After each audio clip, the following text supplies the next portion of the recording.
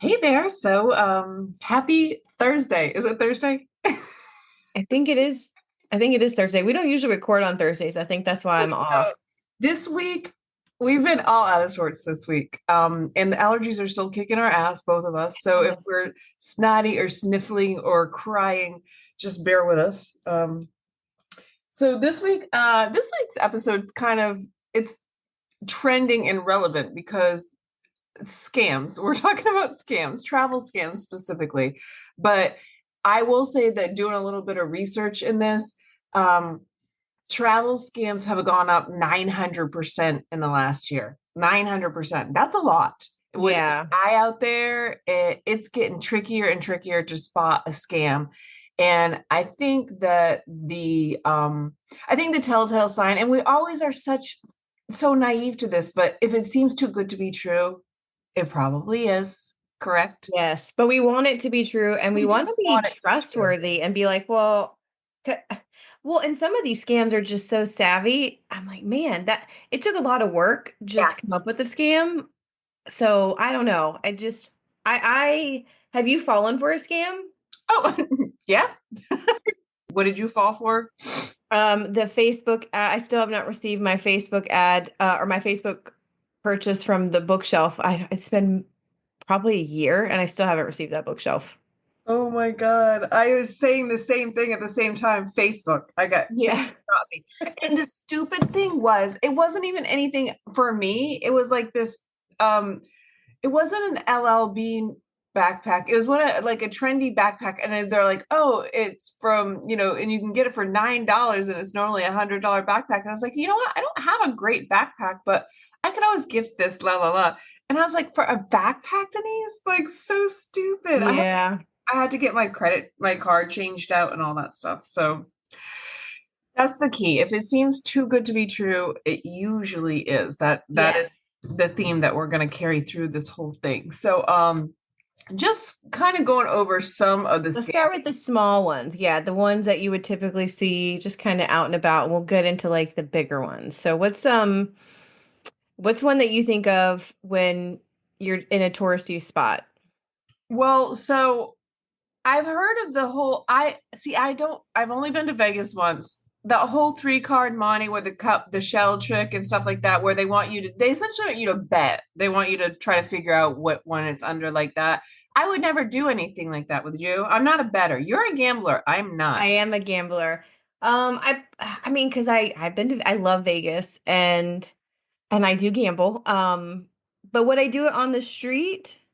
Probably not. Not something like that because I know it's a sleight of hand trick. I mean, it's like a magician's trick when it comes to that. Now, if it was like a game of chance, I would probably be suckered into one or two of those for a buck or two here or there, just for shits and giggles kind of thing. And I don't I'm too shy to do that. I wouldn't want to be the center of attention, getting like being the person that's getting, you know what I mean? Right. Like I'm kind of Especially now with everybody having a camera and it ending up on TikTok because I don't want to be that person be like where everybody's chatting. Did you just see her get scammed? How did she right. fall for that? Like, That dumb bitch. yeah, exactly. That's what I don't want. One of the things that I've seen in I can't remember if it was I don't think I saw it in Vegas. I think it's in New York. Is but especially over like in Nassau. This is where I saw it the most. The bracelet scam, They where do that. they They try want to to gift offer you you a gift. something. And Hmm. then the second they put it on you, they're like now wanting a donation or wanting something because they made it custom for you or whatever. And I I don't I get suckered into those, although I don't pay, I make sure I give it back and it does cause a scene, but I don't like that. And the reason why I Yeah, get suckered into them is because I'm and the type they when do it they to the kids. They give it to the kids. Is what happened to us in San Juan. They tried to give a gift to the kids, and then the kids don't know to not take it or to give it back. You know what I mean? And right. then they want you to give them money. So it's like, oh, that's not cool, man. Yeah. So Um one of the others, I was just trying to think of what it was. The photos.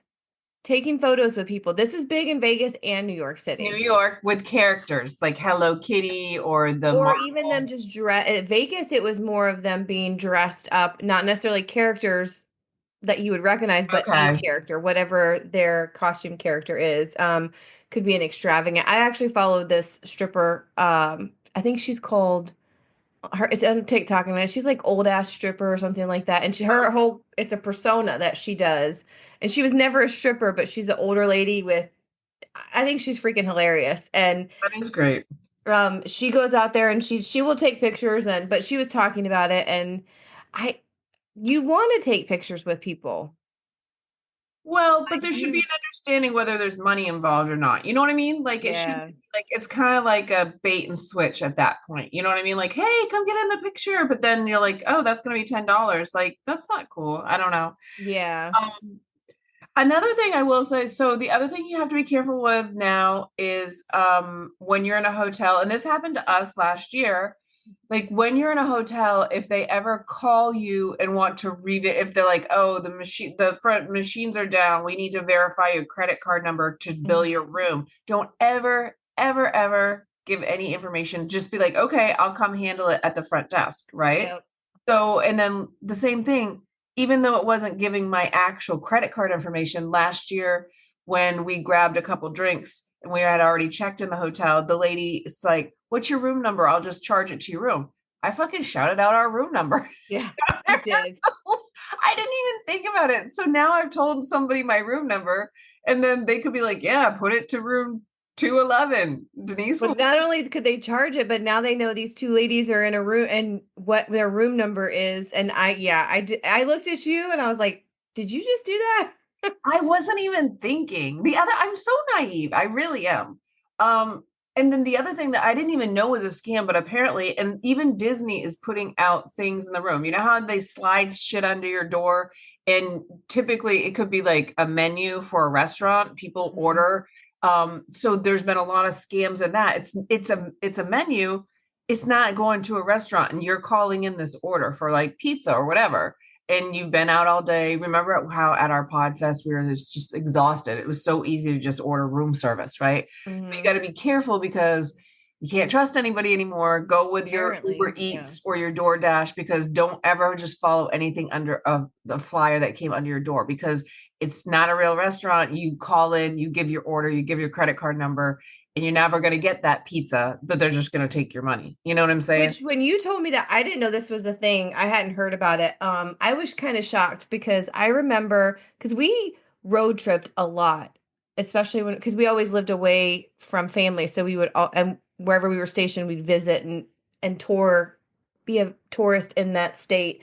Uh-huh. And I remember that was one of my things is we would when you would check in sometime either that evening or the next day you'd have the local places flyers under your door, and we want local stuff. So and Right. back then we didn't have DoorDash or anything like that, and we always referred to those flyers.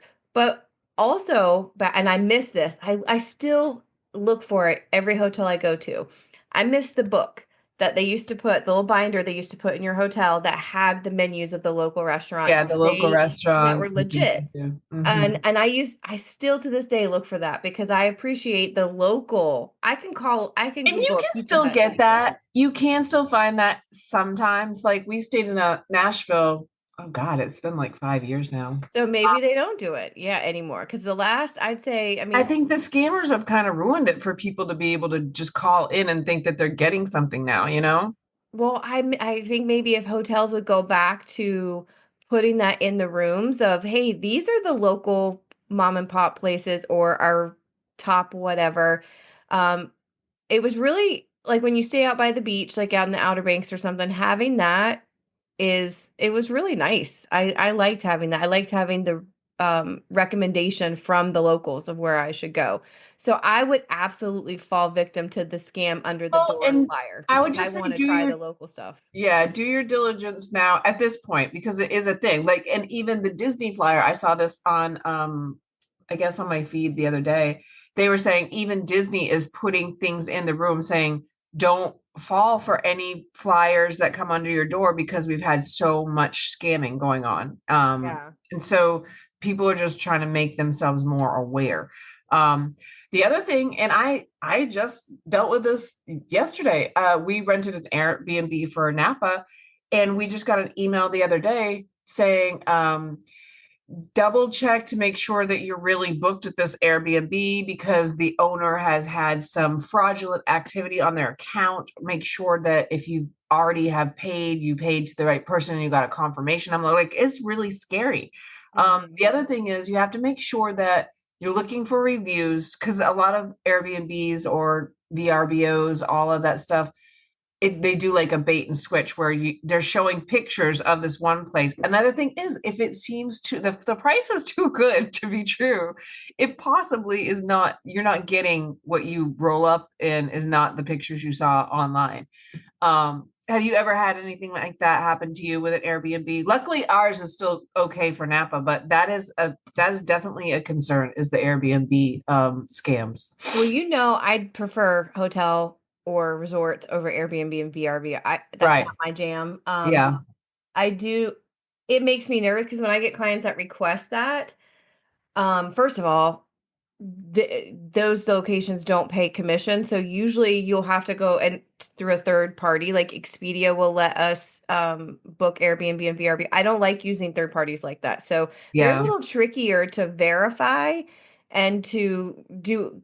You have to go a little bit further to be for yourself as well as for our clients to make sure they are legit.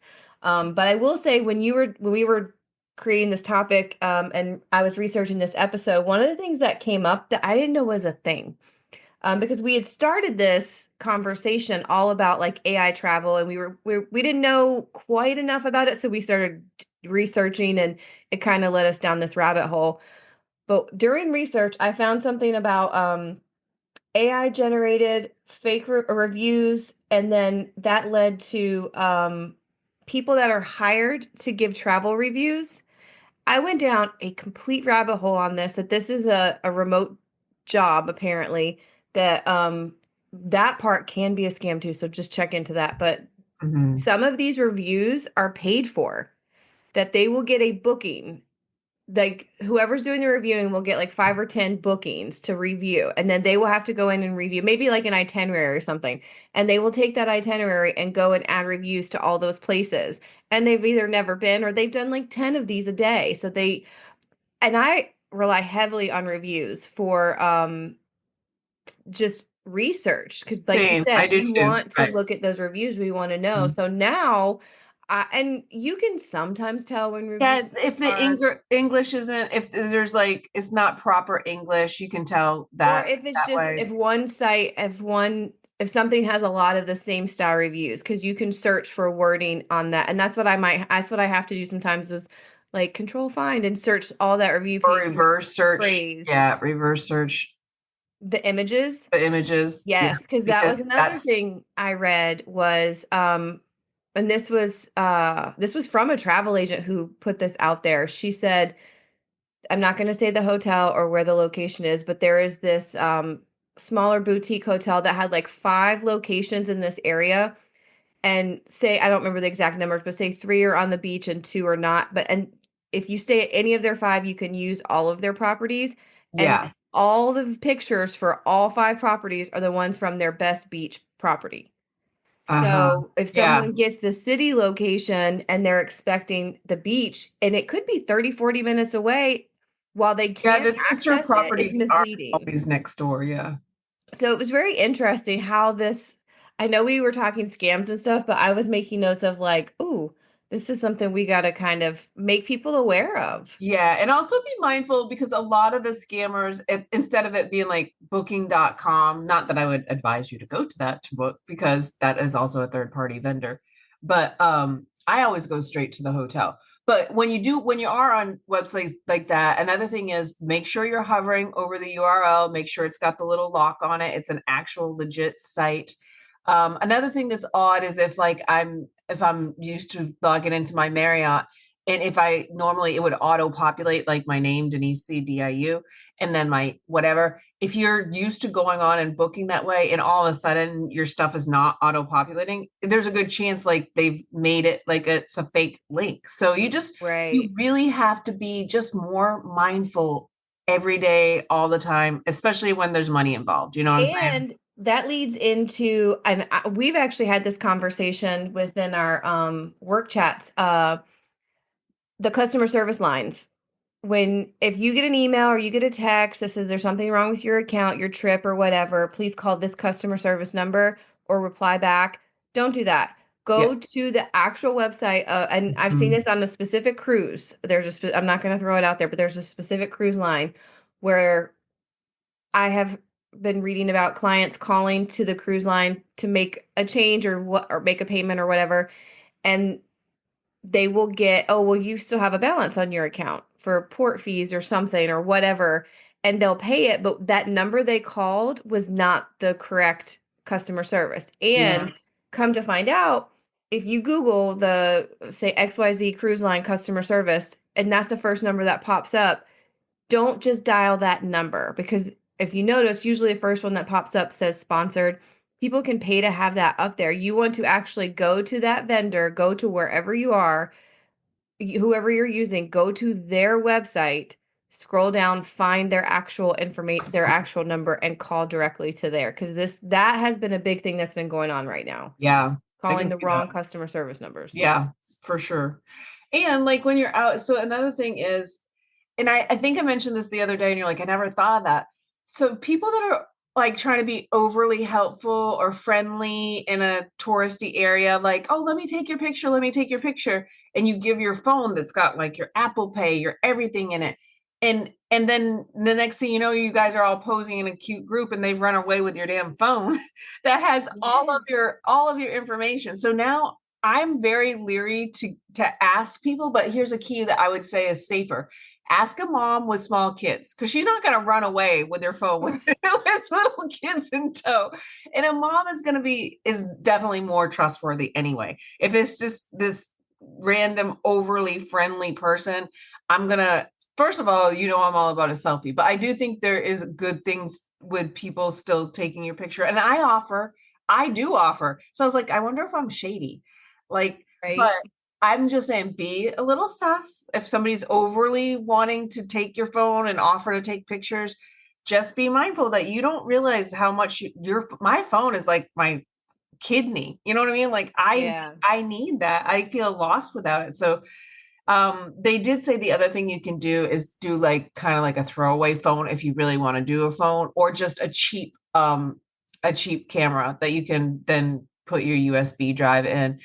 They just said don't offer your phone up to have Just people take. anybody. Yeah, Yeah. yeah. And that's another thing. And I didn't even think of this. Another scam for people to get your phone is if you have your phone, and I do this all the time. This is why this was actually a really good research lessons, because I'm like, okay, don't do this, Denise. Don't do this, Denise. You do this. But the other thing is, I always have my phone out on the table at the restaurant. Okay. Mhm. So the other thing that is a scam is if they have a newspaper or if they have a menu, they'll come and talk to you. They'll distract you and get your attention by having a conversation, and they'll set down the menu or set down a newspaper or whatever. And then when they walk away to say, oh, have a good day, they're picking up your phone with the menu or with the newspaper. And I Mhm. always have my phone out on the table. Yeah. So just be mindful, especially if people are trying to distract you. That is a good possibility that they're either trying to pick your pocket. Pickpockets is really, really, really trendy more so over, in Europe or other abroad countries. I don't know. And maybe no, maybe we do have pickpockets here. I just don't go to the big cities. But the other thing is be careful when you have a crossbody. That's another thing is the slash and grab. If you're not Mhm. paying attention, or people, with the expensive beats, like mopeds and stuff will come, they'll just come with a moped and pluck them off your head and steal them. Yeah. It's a wild world, Cheryl. I know, and it's all about being aware of your surroundings. One of the things that on the list that I am guilty of, and when you talk about what we're learning that the bad habits we do ourselves, the Mm-hmm. free Wi-Fi hotspots. Yeah. I connect almost all the time. And you have a lot of personal information on there. Yeah, and I don't know what I and this is probably we shouldn't be putting this out there, but I don't know what I need to do or should be doing to protect if I'm connecting to Wi-Fi. If like what they can access.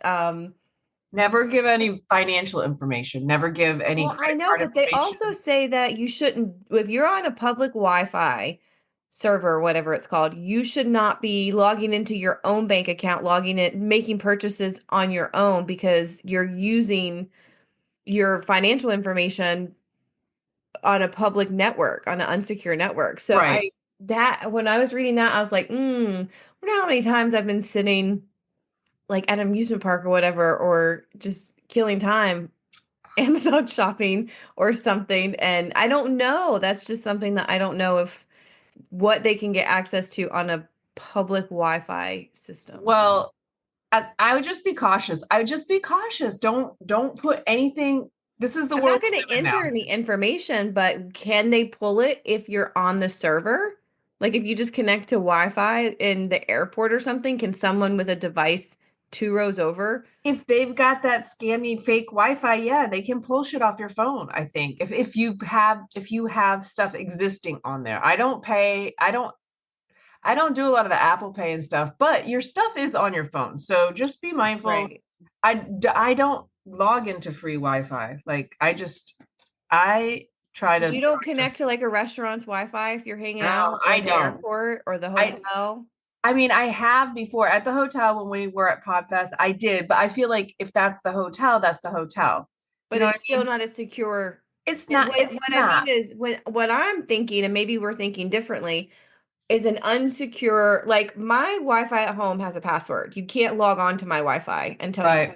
until you know the password. If I go to the hotel, I can log on to theirs, but it's an unsecure anybody. What I'm envisioning is waves of info just floating all around so anyone can reach up who knows what they're doing and grab it.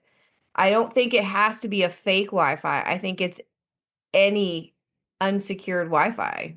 So any place you go and connect to their Wi-Fi, a restaurant, a hotel, I airport. think there's definitely more sus places like the airport is very common for them to do the fake Wi-Fi and steal your stuff. It's usually places that aren't a business. You know what I mean? Per se is So why what would you I be got out of it. connecting to? So then I was confused because I wouldn't be connecting to um like Joe Smith's Wi-Fi on my list. I'm going to connect to a business, but that business is not secure. It's Right. still I understand what you're unsecured. saying.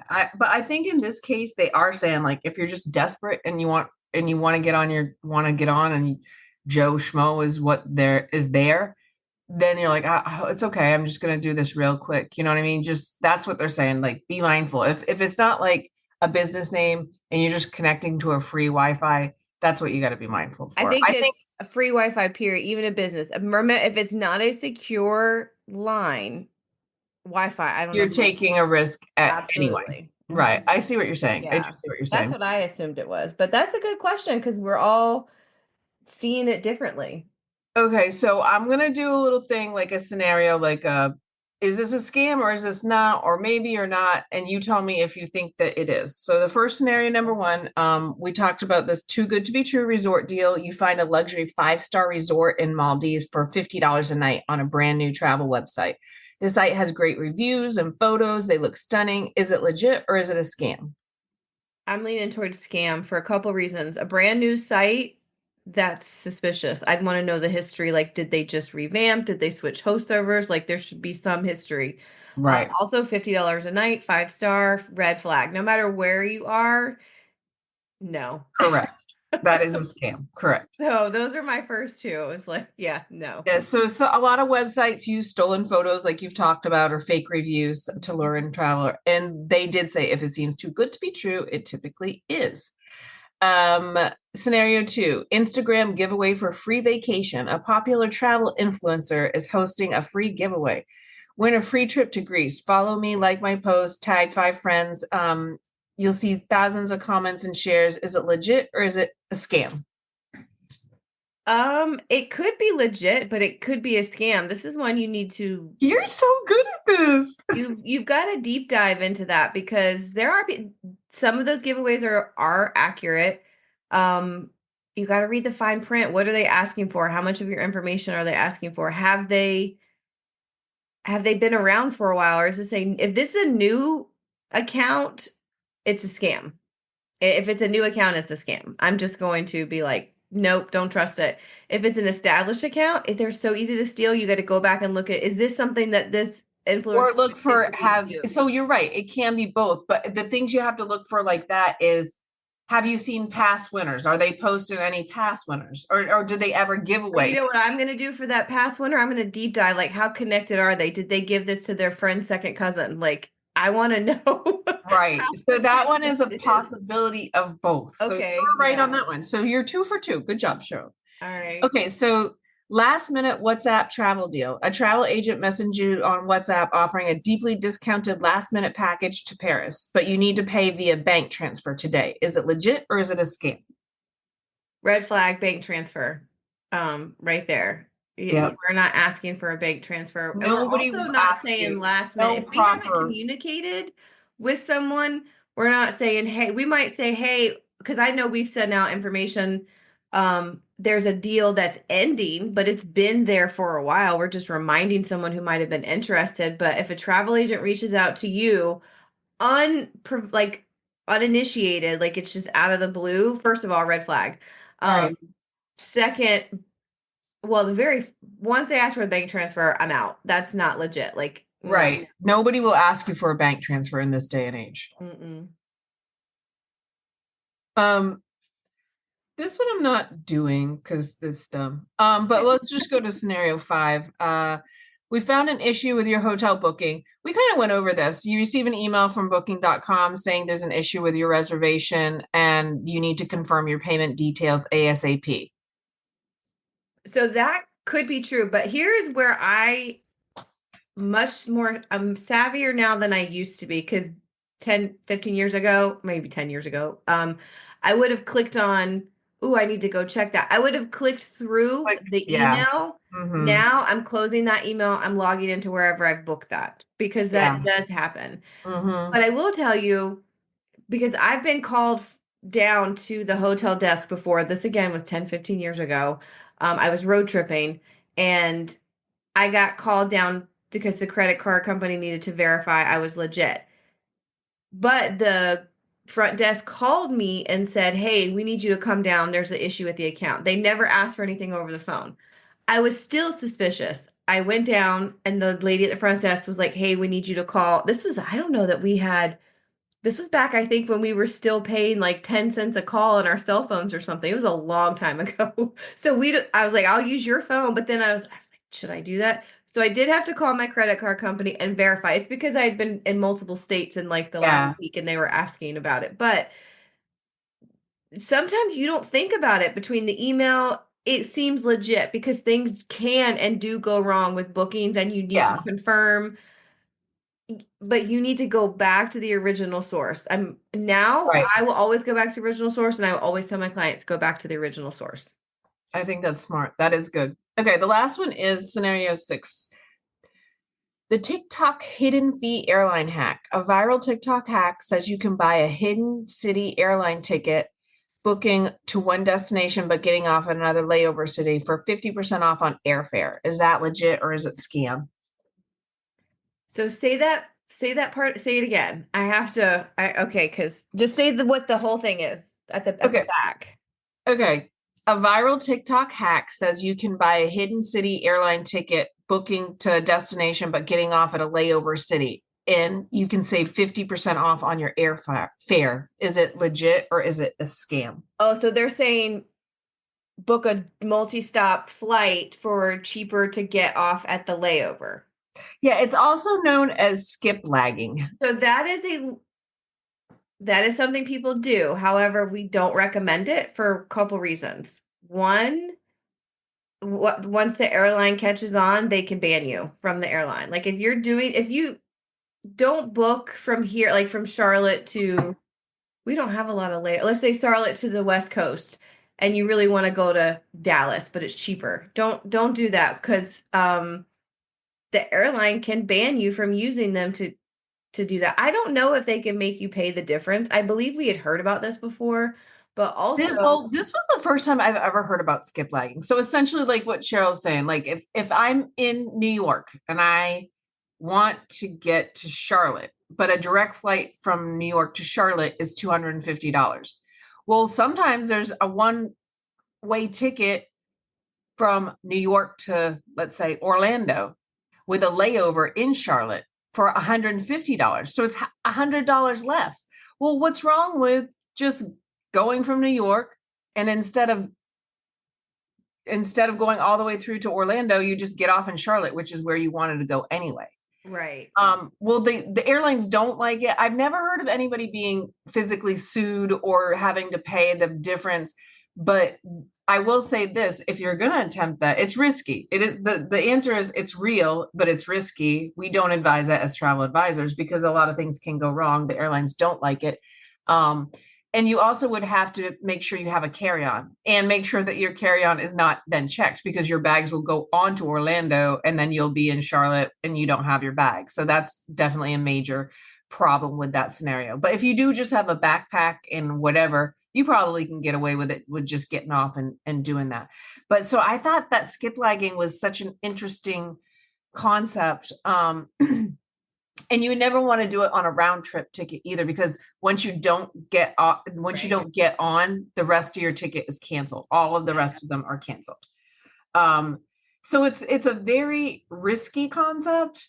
But it's a good thing to bring to light, and I think we should be asking the question, why is it cheaper for me to book a flight from, say, New York to Orlando and get off in Charlotte instead of booking directly to Charlotte? Like, I'd be curious to know It's all like supply and demand. There's like, more for a it, direct flight to Charlotte. Okay.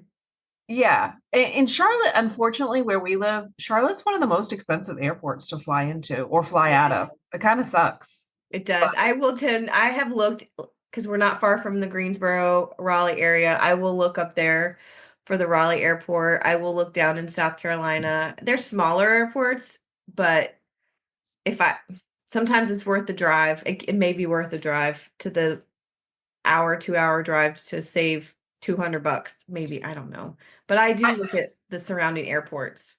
yeah, I agree. So while skip lagging is a real thing and it can save you some money, there's a lot of risk involved with it. Have you ever done anything like that? Would you do it? No, good Lord, no. First of all, I'm terrified. I am so afraid of airports. Like, I'm gonna get in trouble. I don't do anything wrong, but I swear I'm walking around like I'm gonna get in trouble all the time. So there's no way that now I have missed flights, especially when I was a younger traveler in my like early 20s, because I just poor time management, Hmm. where I have actually had to leave the airport because I can't get out till the next day. And to because I'm thinking, how can if you're missing that connecting flight or you're just stuck in your layover, maybe you missed your flight, maybe whatever the case may be, like they would have to really Yeah, well, and if you get ill, like if I'm on my way to Orlando and I get violently ill or food poisoning and I cannot physically be get on the back flight, on. Yeah. then you have to get off at Charlotte. Like if that's what happened, there's going to be circumstances where you don't end up in your final destination. And I get that. I'm just saying this hidden city, this is a thing that people do. This is almost like a seeking thing Or I where guess I just know. I'm Well, too pansy. I stay in my lane. plus Listen, I'm always I'm a checking rule luggage. Like follower. I would have to prepare to not check luggage. And That in that's just itself too is a much deal work. breaker. That's just too much work. I would be so nervous exiting the airport, thinking they're gonna be like, "Get back here! You have one more flight to go." Like I know. it would stress me out too much. I don't think I Correct. could Same. I'm do not, it intentionally. yeah, I'm not gonna be skip flagging.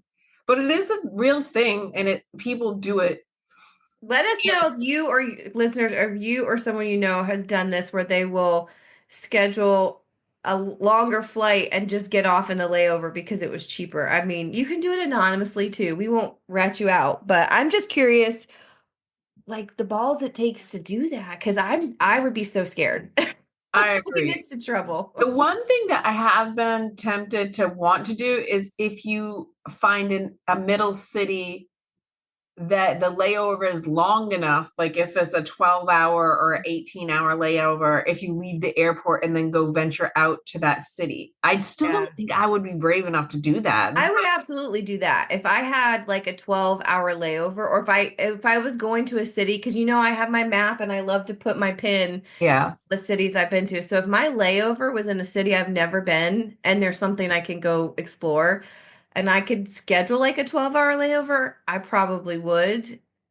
just so I could go explore and be able to Yeah, put that my pin seems in my tempting. map. As long as I'm not alone. I would have to be with you or I mean, somebody. I couldn't go far. For a 12-hour layover, the furthest I would go would be 2 hours out from the airport because Okay. I would be That's a able good to rule of get thumb. back I in wouldn't even enough go time. that far. I would do a 2-hour radius. That's about as far as I would go. Wow, you're so brave, Cheryl. Um, well, yeah, so we're just telling you guys these are some of the scams. The other thing that I know we didn't mention and we actually fell, well, not I won't say fell victim to, but the other big one is if your taxi does not have a meter Oh, well, and just taxis in general. Just know what taxis you're doing with in taxis. general, just take an Uber. And I listen, I'm not trying to Twice, I would say. I don't know that we got scammed. I think we just got screwed over because we weren't knowledgeable, but twice. Once in New York and once in Orlando. right. So what I will say is if you're not familiar with where you're going, which we were not, um they can take a very long way around so you have to pay more money if the meter's not working at all. You what I would say is make sure when you get into that taxi how much we're going from here to Orlando or the Disney air whatever. They should give you an upfront cost. They should say it's going to be around $100 or it's going to be for But well no, for because our that's what happened I think it was in Orlando.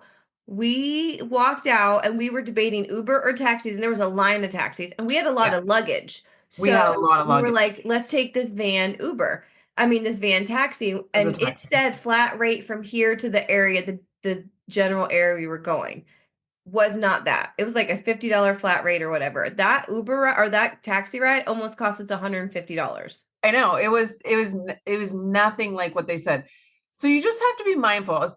Yeah, and I would always do Uber's more upfront with their personally, I would prices. always do Uber or Lyft now because we got so screwed over by that taxi because And you can visually see like their estimated cost. And that was much more reliable. So far, everywhere we've been, because we both times in New York and in Orlando, when we went back to wherever we were going, we did Uber instead of the taxi, and it was cheaper and it was more clear on their cost and what we could expect. And it was accurate. Like what they proposed was very, very close to what we actually ended up paying. right. Yeah, and it's all transactional on your phone. You're paying through your phone. That's the other thing they say don't if especially if you're in foreign countries, don't pay with cash. Try to avoid because I guess this one scammer was like they had all these $100 bills and the taxi driver was like this is counterfeit and he took it so he's given it back but he's really exchanging out your real money for his Oh. counterfeit and saying your money is counterfeit and so he said he lost out on $500 because the guy First of kept all, saying, he's like, I thought it was odd that he kept looking at it and then saying it was fake and giving it back to me. And he's like, by the fifth time, I noticed that it didn't, my money was crisp and new, and the money he was giving me back did not look like that. So he's like, I exited but he lost $500 before he because they had realized what was already done happening. the bait and switch. Yeah. But one, why are you traveling with $100 bills? Like, You would be surprised how much people travel with lots of cash on you. so not only $20 is mostly what I have, like the highest bill, and then I have them all my money broken up in different spots. Even in my purse, my wallet, in my pockets, depending on what I'm wearing, all of my cash is not all in one spot. That's smart. It's all over my body. It's all over my butty. It's in my bra. It's like I'm not getting stuck when I used to carry cash. Now I don't ever have cash. And And it's they not, also say be careful in foreign countries. Don't you know how they have the currency changers. Mhm. They said make sure they really be mindful. Make sure you're going to something that you know that it's a currency changer, because they even have fake ones just that are giving out the wrong type of currency. Like let's say you're in Netherlands, and some of those machines will give out you like Russian currency, and so it's like you're putting in your money and thinking you're getting it changed out, and it's not even the type of money that you can use in that country. So that's another one that you need to be And mindful something of. else, have you ever had to do a currency exchange before? I have not. So one of the things I didn't know, whatever you pay for in, like if you're paying in US dollars or you're paying in the current currency, make sh if you're not aware of the currency exchange rate, make sure you get your change back in what you paid in, because you could be losing out with that exchange rate. And Right. I was looking into this when I was helping a study abroad student when they were traveling, because it was something we had to dig into with the currency exchange rate. And I was like, and I read that that's what they recommended, because if you're paid in US dollars and you take their money back, you actually might be losing money, because Right. when you go to exchange it before you peace out, you're not getting the equivalent of what you should. Yep. And I was like, So "Dang, I would never thought of that." there are a lot of tricky things out there, people. We hope that we've pointed out some of the just the type of scams that are going on. So just be mindful when you're out and about and traveling. Just keep your wits about you. And like our biggest takeaway is, if it seems too good to be true, it probably is. And let us know if you have experienced any of the scams we mentioned, or if we forgot to mention something that you know about, because we Yeah, if there's something we didn't give a warning about, but it's happened to you, or you're like, this is out there, I've heard of this, then let us know that too. We always want to be the most advised, and give the best information. information. Yeah. Mhm. So I think that's going to do it for us today, guys. Be safe out there. Have fun.